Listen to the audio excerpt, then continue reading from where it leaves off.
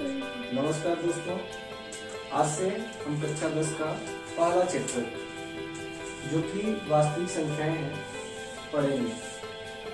तो सबसे पहला चैप्टर है हमारा वास्तविक संख्याएं,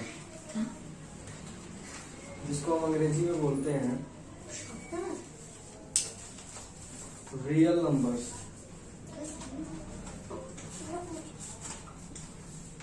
तो सबसे पहले हम इस चैप्टर का बेसिक जो नियम है उसको जान लेते हैं, फिर उसके बाद आगे बढ़ते हैं। तो हम यही से स्टार्ट करते हैं। कक्षा 9 में हम लोगों ने पढ़ लिया होगा संख्याओं के प्रकार। तो हम डायरेक्ट यहाँ से स्टार्ट करते हैं जहाँ से हमारे सिलेबस में टॉपिक दिया हुआ है। तो सबसे पहले देखते हैं वास्तविक संख्याएं। वास्तविक संख्याएं, ये वास्तविक संख्याएं क्या होती हैं?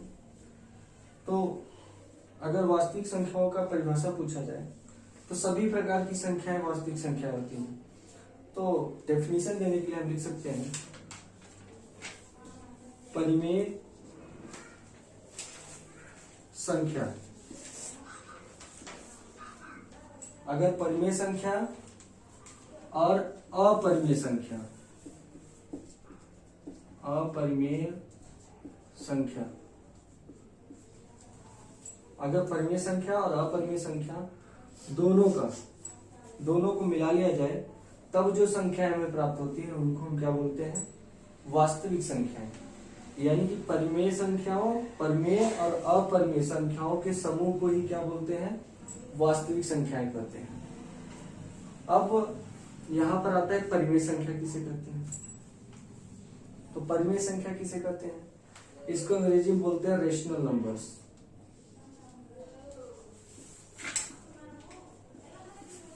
रेशनल नंबर्स यानी कि परिमेय संख्या। तो परिमेय संख्या का डेफिनेशन अगर देखें तो ऐसी संख्याएं जिनको P बटा Q के रूप में लिखा जा सकता है। ऐसी संख्याएं जो P बटा Q के रूप में लिखी जा सके तथा Q कभी भी 0 के बराबर न हो। यानी कि Q is not equal to 0, यानी कि Q का मान 0 नहीं होना चाहिए। 0 को छोड़ करके 1 होगा, 2 होगा, 3 होगा, कुछ भी होगा, लेकिन Q का मान कभी भी 0 नहीं होगा। तो परिमेय संख्या क्या हुआ? परिमेय संख्या का हुआ ऐसी संख्याएं जिन्हें P बटा Q के रूप में लिखा जा सके तथा Q is not equal to 0 हो, परिमेय संख्या कहलाती है। अपरिमेय संख्या किसे कहते हैं? ऐसी संख्याएं जिनको P बटा Q के रूप में न लिखा जा सके, जो P बटा Q के रूप में लिखी ही न जा सके, उनको हम अपरिमेय संख्या कहते हैं। चलिए दोनों का एग्जांपल लेते हैं। परिमेय संख्या का अगर हम एग्जांपल देखें तो परिमेय संख्या में आता है, तो परिमेय संख्या में बटे में संख्या आती है। तो थोड़ा सा जान लेते हैं।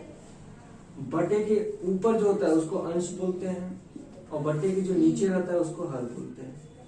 यानी कि इसके अनुसार अंश, ठीक है, 0, 1, 2, 3 कुछ भी हो सकता है, और लेकिन हर जो होना चाहिए वो कभी भी 0 नहीं होना चाहिए। 0 को छोड़ करके 1 हो सकता है, 2 हो सकता है, 3 हो सकता है, ऐसा होगा। अगर एग्जांपल देखें जैसे 2 बटा 3 एक परिमेय संख्या है कि नहीं? तो यहाँ पर देखो बटा के ऊपर P था और बटा के नीचे Q था। तो बटे के ऊपर P लिख देते हैं, बटे के नीचे Q लिख देते हैं। तो P का मान यहाँ पर कितना है? 2 और Q का मान यहाँ पर कितना है? 3। तो देखो P का मान कुछ भी हो सकता है, 0, 1, 2, 3, लेकिन Q का मान कभी भी 0 नहीं हो सकता है। ठीक है, ये हो गया हमारा परिमेय संख्या है। अब अपरिमेय संख्या क्या होती है? अपरिमेय संख्या मतलब जिसका, जैसे कोई अभाज्य संख्या हो 5, उसका अंडर रूट निकाला जाए तो यह एक अपरिमेय संख्या होता है। जैसे 3 का अगर वर्गमूल निकाले तो भी एक अपरिमेय संख्या है, लेकिन 4 का अगर निकाले तो ये परिमेय संख्या है, क्योंकि 4 का वर्गमूल कितना हो जाएगा? 2। और ऐसे ही पाई हमारा क्या है? एक अपरिमेय संख्या है। यानी कि ये सब अपरिमेय संख्याएं हैं और ऐसा जो बटे के रूप में हो परिमेय संख्या होता है। परिमेय संख्या में जैसे मान लो 5 बटा के अगर हम 0 लिखें तो क्या यह एक परिमेय संख्या है? नहीं, यह एक परिमेय संख्या नहीं है। ठीक है, ये तो हमारा बेसिक हो गया परिमेय संख्या और अपरिमेय संख्या।